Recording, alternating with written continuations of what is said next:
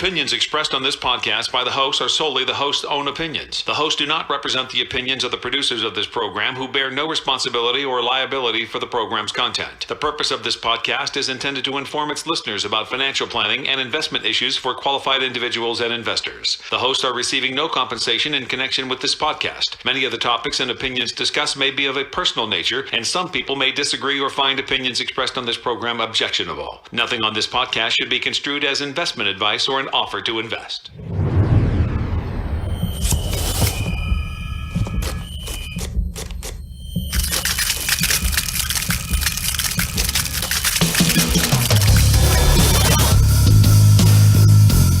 Hello and welcome to our very first recording of the Financial Freedom Emergency Room podcast. We are super excited to be here today, and my name is Tim Black. I'm the co-host, and with me is the passive income physician, Thomas Black, MD. Hello, how are we doing today? Can you believe we're here?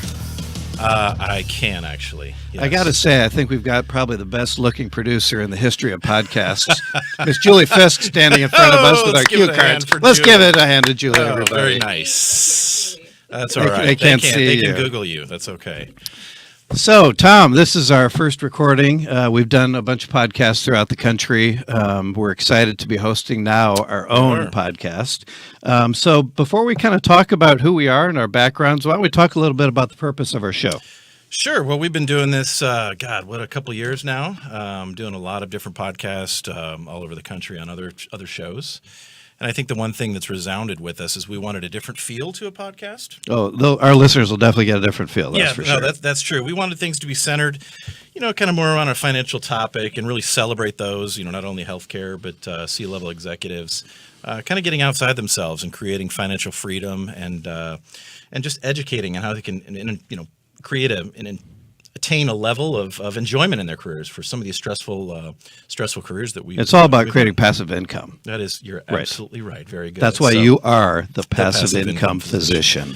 Tink. There you go. So one of the things in the show is we don't take ourselves too seriously. It's really important. These are all dry topics, a lot of dry content. So hopefully we don't say too many things that are objectionable to our listeners out there. But we like to have fun, and we want to get the point across of a few really important topics. That's right. So I think it's important for us to share our backgrounds because they are so very, very different. My path couldn't be any more opposite than Tom's. So, Tom, why don't you kind of tell the listeners who you are and where the heck you came from? Who I am. So I would be 9 years younger. I'm obviously, as they can tell, much better looking. I've caught up as far as the aesthetics. I'm getting there. You could have used a little makeup this morning, though. I could have. I'm very shiny. Shiny. Your forehead's a little. So about me. So I was not a very good high school student. In fact, I'm going to say that I was a marginal student. Took the SATs. Scored, I believe, a 710, which at that time was half of what you could actually score in one section. So couldn't have even gotten into a junior college or Our parents gave you gold stars for that, by the way. They did. They did. Yeah. They were very encouraging. They were very pleased with their indexing of 50%. Right, so that's good, and 50%, it's halfway there. I strive for mediocrity. Right. So really didn't have any place to go. So what did I do? I was a volunteer firefighter for a little while, and I got fired from a volunteer position, which really was a come to Jesus, time in your life when you get fired from a volunteer position. How do you get fired from a volunteer job? I don't know. And really, that's for podcast 3. We'll go into that. So how Tom got we fired. digress. So as I didn't have much of an opportunity to do much else, so I joined the Navy. So I was enlisted in the Navy for 5 years, I guess. Did 3 overseas tours on the USS Callahan, a guided missile destroyer. Had some experiences on that ship in the middle of the Persian Gulf, and said, you know what, I'm going to be a doctor. Why not? Let's just. I don't know why you wouldn't. No, I know. So. Right. I remember calling our dad one time from overseas and saying, "Hey, Dad, I'm going to be a doctor." And the story that he laughed, and only the deep belly laugh that a father can, and knowing that his son was going to fail miserably. So, got out of the Navy, went to undergrad, graduated with some honors. At the university I was at, got a scholarship while I was there. Went on to med school, graduated AOA from med school, and then went to residency. So I did my residency in emergency medicine. I'm a full board certified physician right now, and kind of the reason that we've gotten here is the light bulb went on for me. And one of the themes that we're going to discuss. Tell us about that taxes. light bulb, Tom. That light bulb was buying a house at the peak of the real estate market in 2006? Yeah, I remember that. We looked for a house did. together We for did. you. Yep. We did. We bought a house, and 3 years later, when I was finishing residency, everything had come tumbling down. So, what did I do? I said, you know what? I'm going to educate me on this or educate myself. Educate me. I'm going to educate me He's on this from Texas, process. folks, so don't cut him some slack. Anyway, so educated myself and said, you know what, I'm going to rent the house. So I rented it to an incoming resident for 3 years, and that is where the spark hit. I developed just a profound interest and passion for real estate and all the tax issues that I was able to use. So fast forward, how does that bring you to Texas? And why don't you tell the listeners about? We're going to joke a little bit about this, but Tom decided, he's a smart doctor because all the doctors are everybody's smart. yeah, Everybody's smart course. if you're a doctor. Right. So he decided to build his own apartment complex. Yes. I don't know why you wouldn't. You're saving lives, and then you wake up one morning, you say, "Gosh darn it, I think I'm going to build an apartment complex." Why wouldn't you? Tell the listeners kind of about that. So I fell in love with taxes and depreciation. So I am a junior partner in a practice working my rear off, seeing 96,000 out of an ED that's seeing 96,000 patients a year in a level 2 trauma And ladies center. and gentlemen, let's qualify. We says ED. Now there's Emergency two things that department. stands for. Let's not say yeah. ER. Let's call it emergency room. Let's Right. just call it ER. Okay. Right? All right. Because ED to the fellas, you can. That's a think of bad something word for some people that are going to be listening Yes, to this. yes. So we'll say ED because that's what we're going to do. Anyway, so We digress. So I'm working a lot of shifts. I'm probably working 17, 18 shifts plus recruiting responsibilities. And, I'm not seeing my family. And what do I decide to do?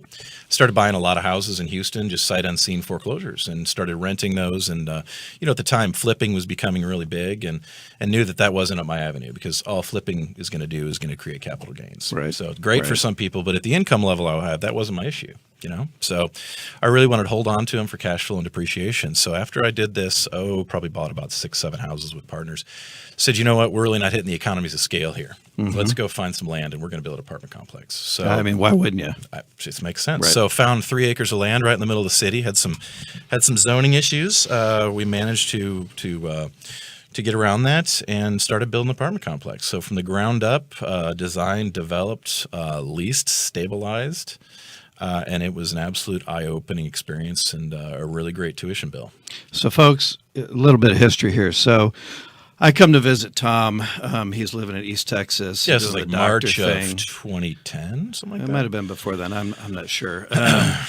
And says, he told me he's building this apartment complex, and I think my first words are, "Do you need your head examined?" So he puts me in a pickup truck, and Tom's much smaller than I am, and I think he had to lift me in this pickup truck because Did you just say I'm much smaller than you are? height-wise. So I get in this pickup truck that it's got enormous wheels, and he takes me out to this place where there's a bunch of dirt. And I literally said, "Do you need your head examined?" Tom has 4 kids that are young. He's a doctor, and I couldn't quite put it all together. Yeah. But he's the smarter of us too, and you'll find that out very, very quickly. But fast forward to you build the thing up and you lease it up. Lease it up I think our and, parents were the management company for a while. Yeah, that's another story altogether. Yeah, well, Let's not that's talk another about that. podcast. So you lease the thing up and you turn it and talk about kind of, when you sold it, you obviously, needed to do something with that money and try to, not pay tax on that money. So this is a little bit beyond of today's scope, but we did a 1031, which is essentially a taxable exchange into some commercial triple net leased properties. So really what I want to get across is why did we do this? Why did we develop an apartment complex? And the reason was because of depreciation. What I figured out is, we were leveraging ourselves with a bank loan and building some costs into that. But the great thing about depreciation is assets and hard assets have a shelf life. So every commercial asset can be depreciated over 39 years, for example. So that the life of that, let's say, for example, you build a $10 million apartment complex. Well, you always have some allocation for land, things like that, which is about 20%. 80% of that can be depreciated. So 80% of the cost of that $10 million, $8 million can depreciate. And when I say depreciate, it's going to offset the cash flow to what that property is actually making. So when you say you're going to make 10% in real estate, it's a true 10%. So you have depreciation that would offset any of those capital gains from whatever tax bracket you're in. So that's kind of the light bulb for you. Yeah, totally. And then you decide at that point to really focus on multifamily. You move to Dallas Fort Worth with your wife and your children, and yeah, that I said really we're brings packing us up to the family truckster, and Right. I had some heart to heart with the partners that I was with in Longview, out in East Texas, in Longview, where I was at, and said, you know what, I love being a physician, but my heart is starting to grow in another direction. I still want to practice clinically, but I really want more opportunity. And so I resigned my partnership and just said, we're going to make a go at this. We're going to do something else. And we moved here, and it has been just a freaking blast ever since. So it's fair to say your passion is real estate. Oh, without a doubt. Yeah, I mean, I yeah, still that's great. enjoy Yeah. the practice I run. I course. still enjoy the doctors. Most definitely, that's where my passion lies. Is education to people that were like me, and that maybe don't invest the same way. Whereas the light bulb came on with me, and it has significantly impacted Right. my net worth to allow myself not to work as much. That's clinical great. as I want to. So my path. Yeah, let's talk about you. So let's tell them a little bit about. There's not a lot to talk about, no, but sure there let's is. just kind of come on now. So my path was very, very different than Tom's. He spent his time in medicine and science, and I spent my time, while he had his hands in and on people, I spent my time on roller coasters. I was not a very good student in high school either.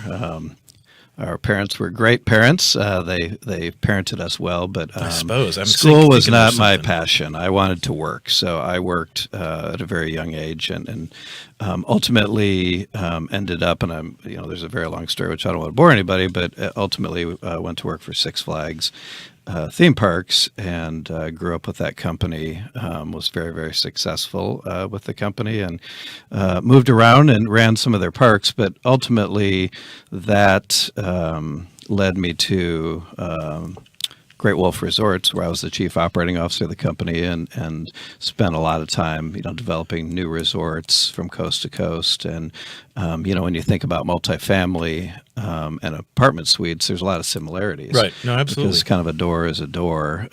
So we that's on the quick and dirty. That is who we are. That is who our we culture, are. right. It is our culture.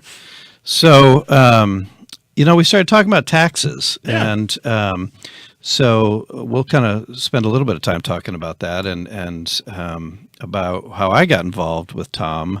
And Let's tell him investing. about that phone call. The day that I knew that I had you hooked. Yeah, because Tom had been trying to talk to me about investing with You didn't him. listen. You never listened to me. Well, I was busy, dude, Oh, running sorry. these resorts and, Right. doing what I could. So about 2 years ago, It was more than 2 years ago. About 3. well, I've got gray hair, so time Right. definitely moves different at this age than it did 10 years ago or 20 years ago. So I get a text from our accountant. He was doing our taxes, and the text said, you need to call me.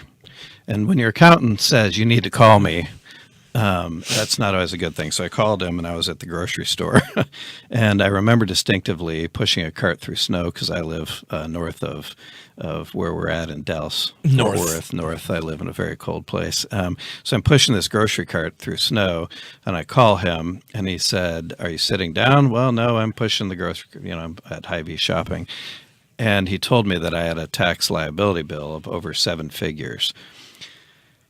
And I'm not really sure what the next 30 seconds happened. All I know is that, I think my heart stopped, number one, because, when you think about that kind of tax liability bill, we had sold the company, Right. Great Wolf. And Yeah, I let's was- paint some color there, because most Yeah. people are listening saying, "Oh my God, seven figures." Yeah. Like, what the? No, why are you even that's- telling yeah, us this story? Great question.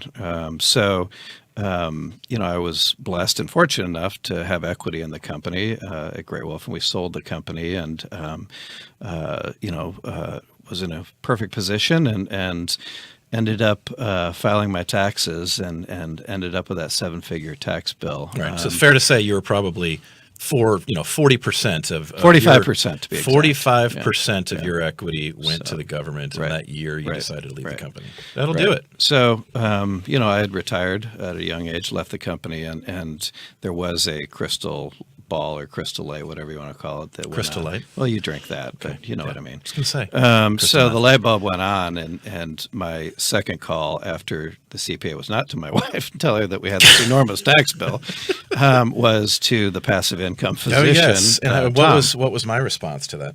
Because I remember it too.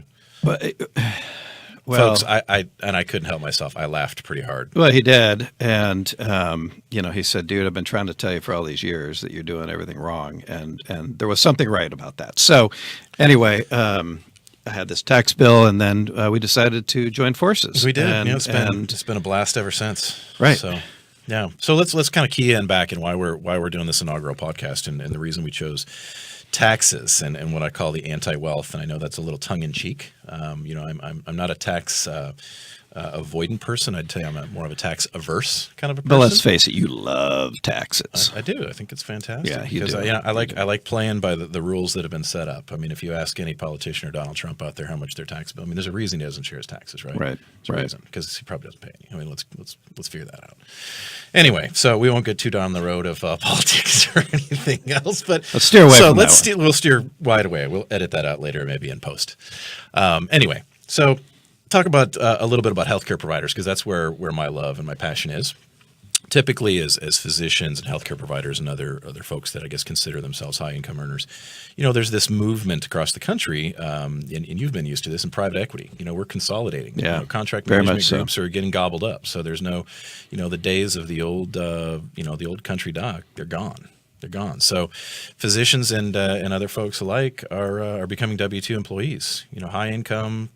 Certified. And that's what kind I of was, plumber. a W-2 employee, and you Right. have no tax shelter at all as a W-2 employee. No, you've got the company's able to take that depreciation. That's right. It's a great thing for the company, and so what I decided, and the reason that this is so passionate to me, is I kind of want to turn the tables a little bit, and not turn the tables in the grandiose sense that we're going to make a difference with that, but let's turn the tables and think about things. And use the tax code to your advantage. Right. Let's think about things a different way. Right. Let's not continue down the multi-trillion-dollar financial guru path that we've got commercials and everything else. Let's try and cut out Wall Street a little bit and figure things out. Right.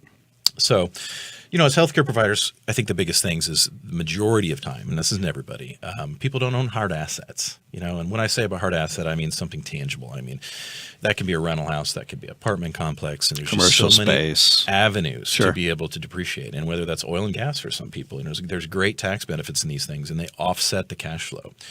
With like we talked, it's an owner's mentality, right?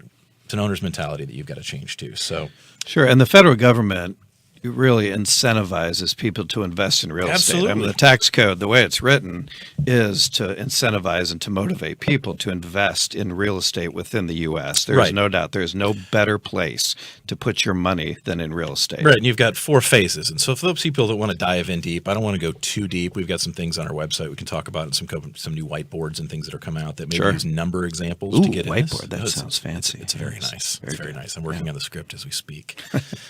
Anyway, so let's start with this. Let's start about talking about really briefly what an accredited investor is. Okay. So an accredited investor, there's 2 types of investors out there. You've got what's called a sophisticated investor and an accredited investor. Now, most people don't know that. I didn't know it for years. I had no idea what private placement memorandums or what private equity even was when I was a physician. So to be an accredited investor basically is the SEC's ability to let you invest in any kind of private real estate or private equity advantage. Okay.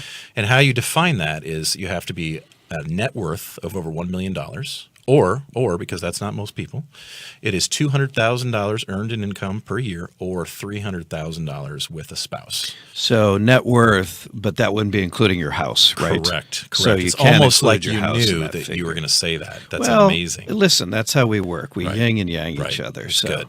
Okay. So to be accredited is a huge advantage, and It most is. people don't realize that. Right. What can I do? I've got to go down to Fidelity or Edward Jones and just plunk my money down and, Right. and pay 2% of fees. So Right. it's not the case at all. There's tons of things out there. You've seen a lot of things pop up over the last couple of years where you've got internet sites that are crowdfunding, things like that you can do. And those are also, those are legitimate sources of ability to depreciate. So that's the first thing. You're accredited, right? You're accredited. You're able to participate in some of these things.